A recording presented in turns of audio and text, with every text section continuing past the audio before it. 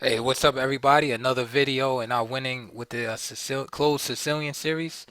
Coming from the white perspective. This game is from Mar del Plata, 1981. The white pieces, Ljubojevic versus Miguel Quinteros with the black pieces. Let's get right into it. E4, C5, knight C3, knight C6, G3, G6, bishop G2, bishop G7, D3, and E6 again. I do not want to make any claims of white being better or anything of that nature. It's clear theory has it established. The computer engines have already established that the position is pretty much equal at this point.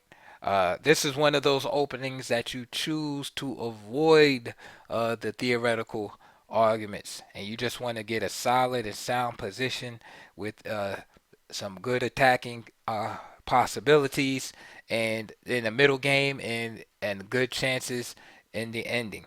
And that's pretty much all you can look forward to nowadays. The level of analysis has become so high. So it really doesn't matter what opening you play at this point, as long as it's not a bad opening per se. For instance, like the Latvian counter gambit, so something like that, or like the England gambit, things of that nature.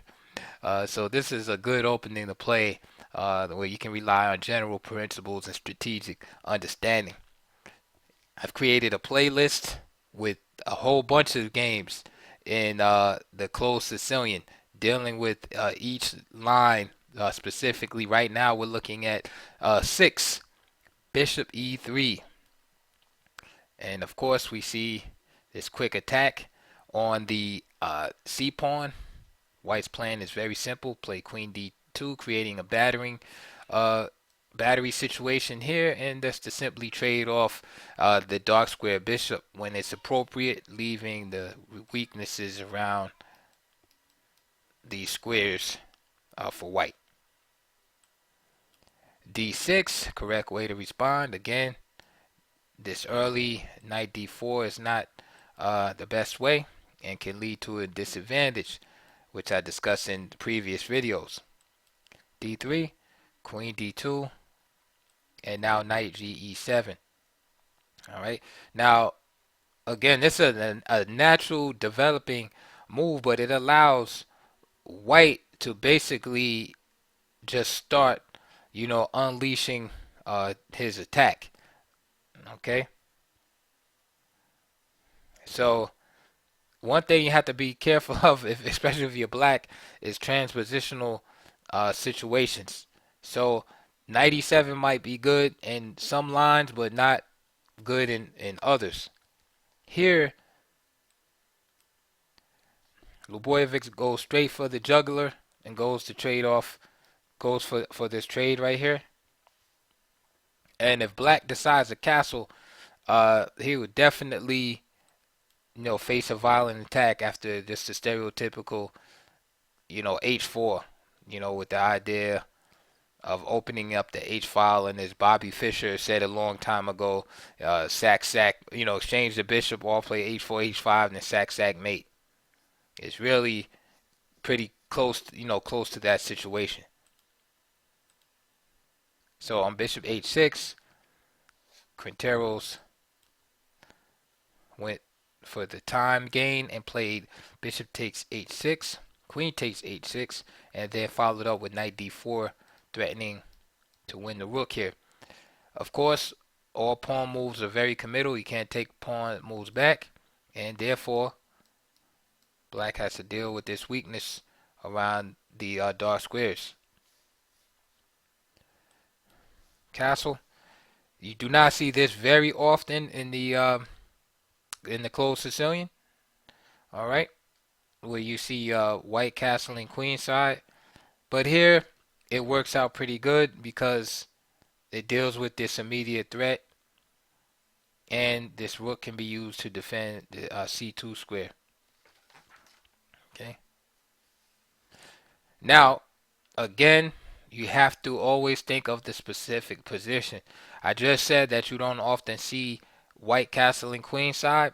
However, here white can white has a little bit more a little bit more leeway in doing so because this mighty bishop that's using on G7 exerting all kind of pressure down this diagonal is not there. So you always got to think of stuff like that. Like, there might be another game where the bishop is on G7 and, it's not smart to castle queenside. And you'd be thinking in your mind like, oh, such and such castle queenside, let me do it. Yeah, he did it when the bishop was traded off already. So just little nuances like that you have to think of when you're playing. So knight E C6 now. Knight G E2. Bishop D7. And of course, black can't go to the king side, so he's preparing to go over to the other side of the board. Queen G7. And now rook F8.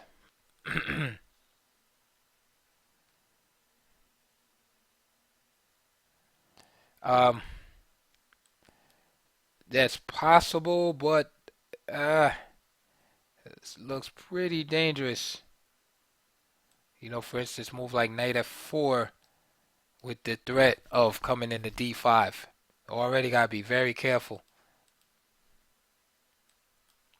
Back to the game, rook F8 was played, and now king B1. Okay.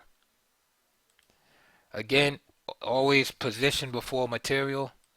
Queen takes H7, yes, it's possible. But really, after Queen F6,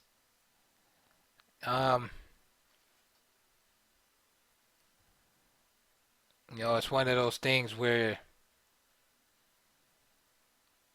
his queen is a little bit, out of play, for a minute.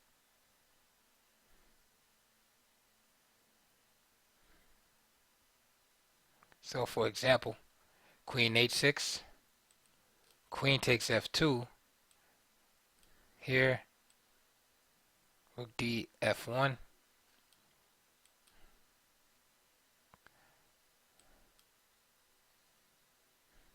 And then just simply knight takes E2 check.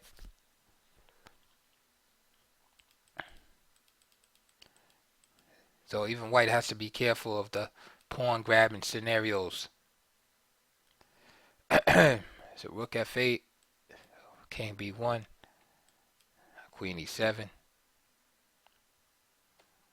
And now maybe at this point, since this check is avoided, maybe now black should be considering H5 since the threat is to take the pawn is now there. Instead, queen E7, queen takes H7, queen F6, queen H6, and he goes for like the same continuation here. Queen H6, queen F2. Okay, and the thing is there's no escape left for the queen, and all of that just to capture the pawn. Because remember in the last variation, you had this knight, knight takes E2 check, because the king was right there on C1. Now the king is moved over. So now rook df1, queen takes g2, rook hg1, and now remember this move is not available because the king has scooted over. So queen takes, knight takes, rook g2.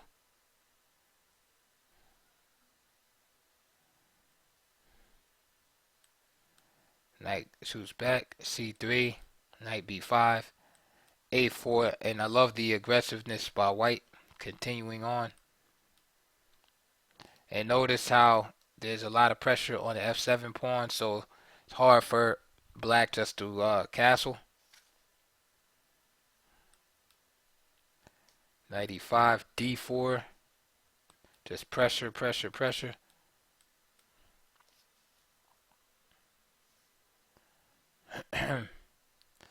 And at the knight c6, Lubo plays an excellent move here.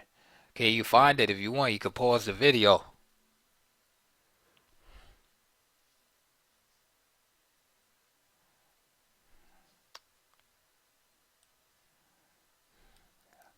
Ljubojevic played queen takes f8 check.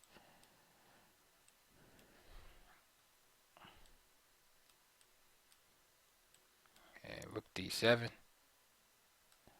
knight e8, and rook d f7, knight g7, rook takes b7, rook f6,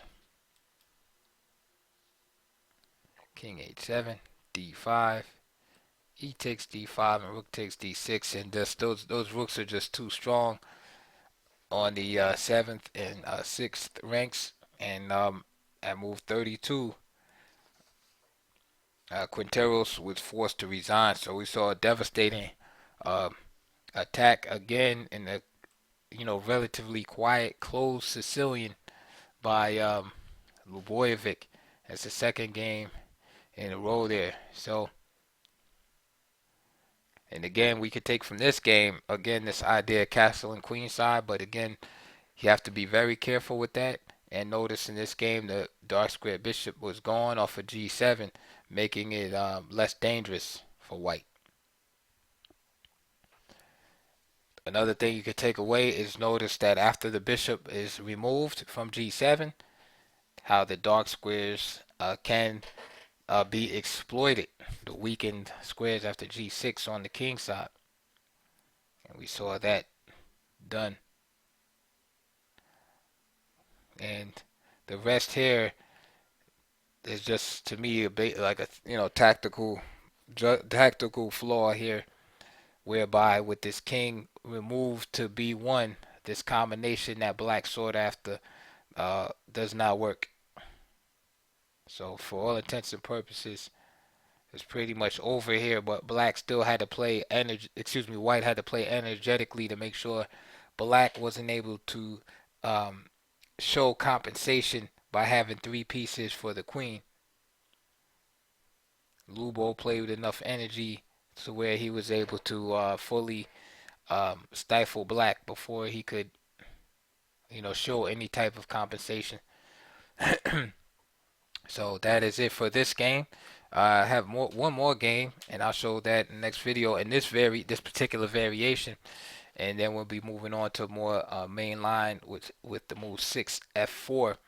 And but any questions or comments, please leave them below. As always, please like and subscribe, support the channel if you can. What else? Oh yeah, check the links down below. I always put books, DVDs, and such related to the opening, in this case, a Sicilian defense, where, of course, the closed Sicilian has to be discussed if you're learning this Sicilian, especially from the black side. So that is it for now, and I will see you on the next video.